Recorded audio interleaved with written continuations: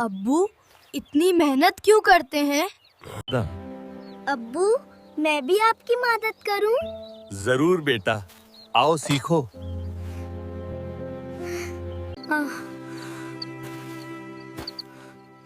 ابو یہ کام بہت مشکل ہے۔ میں تھک گیا ہوں۔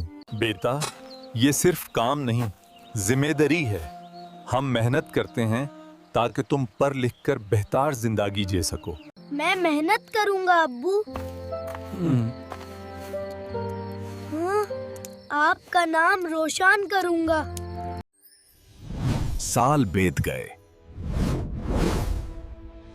علی نے محنت کی اور کامیاب ہو گیا۔ ابو آج جو بھی ہوں آپ کی محنت کی وجہ سے ہوں۔ مجھے تم پر فخر ہے بیٹا۔